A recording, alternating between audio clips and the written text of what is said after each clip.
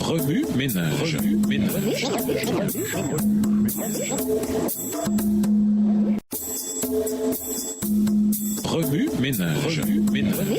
Bienvenue dans votre émission Remue ménage. Nous voilà à la leçon de dimanche. Intérioriser la justice et la droiture, l'amour et la vérité. L'Éternel règne. Somme 97, verset 1, version du second. Votre réaction émotionnelle à cette déclaration dépend de qui vous pensez que l'Éternel est et de ce à quoi vous pensez qu'il ressemble. Si le verset disait Hitler règne, il ne déclencherait certainement aucune réaction positive. S'il disait Mère Teresa règne, vous vous poseriez peut-être des questions, mais vous ne ressentiriez pas la même chose qu'avec Hitler. Heureusement, l'auteur de ce psaume nous assure que l'Éternel est en fait Dieu, verset 9, et que son règne est un motif de réjouissance et d'allégresse. En revanche, Satan nie la bonté de Dieu et pose des questions sur son caractère et ses intentions. Par exemple, Genèse 3, les versets 1, 4 et 5 et Job 1, les versets 9 à 11. Il sème le doute pour saper le leadership de Dieu et pour finalement le renverser, lui et son royaume. Ésaïe 14, et versets 13 et 14. Qui est l'Éternel pour qu'il soit roi? Qu'est-ce qui guide son règne? Selon le psalmiste, justice et droit, voilà les bases de son règne, celui de Dieu. Psaume 97, le verset 2.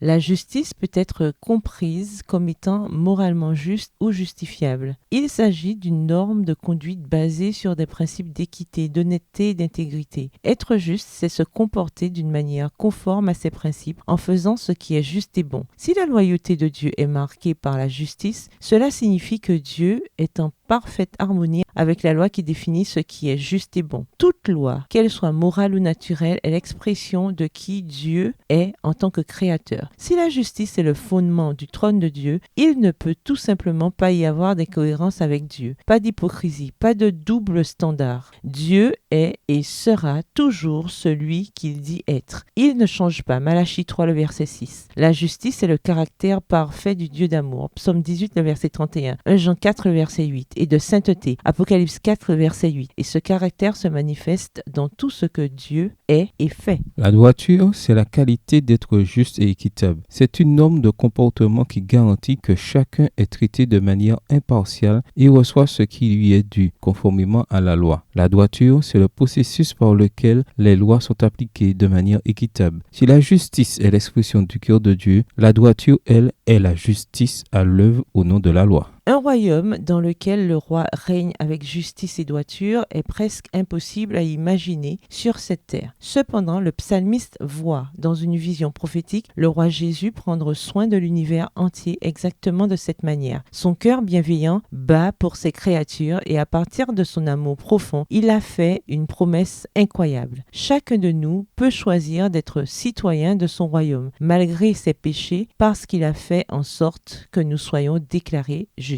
Psaume 97, le verset 12. Tout comme les montagnes fondent comme la cire à l'approche du Seigneur, verset 5, les mensonges de Satan et ses fausses représentations de Dieu, selon lesquelles ce dernier est un souverain injuste et un tyran, fondront à la manière de sa bonté et de sa vérité. Dieu s'est révélé lui-même et a révélé en Jésus son caractère à ce monde déchu. C'est pourquoi, vous les fidèles, réjouissez-vous à cause du Seigneur et louez-le en rappelant qu'il est Dieu. Verset 12. Car il règne avec justice et droiture, amour et vérité. Remue ménage, revenez à votre texte écrit et étudiez le passage. Encerclez les mots, expressions ou idées répétées. Soulignez les mots, expressions qui sont importants et qui signifient quelque chose pour vous. Reliez par une flèche les mots, expressions aux autres mots, expressions associés aux connexes. Quels éclairages particuliers vos notes semblent-elles indiquer dans l'ensemble? Mémorisez votre verset préféré tiré de Psaume 97. Écrivez-le plusieurs fois pour vous le rappeler plus facilement. Comment Dieu peut-il être juste et droit tout en acceptant les pécheurs et en leur pardonnant? Selon vous, pourquoi tant de gens doutent du leadership de Dieu? Comment pouvons-nous apprendre à faire confiance à son leadership? Au revoir. Et à demain si Dieu veut. Remue ménage. Remue ménage.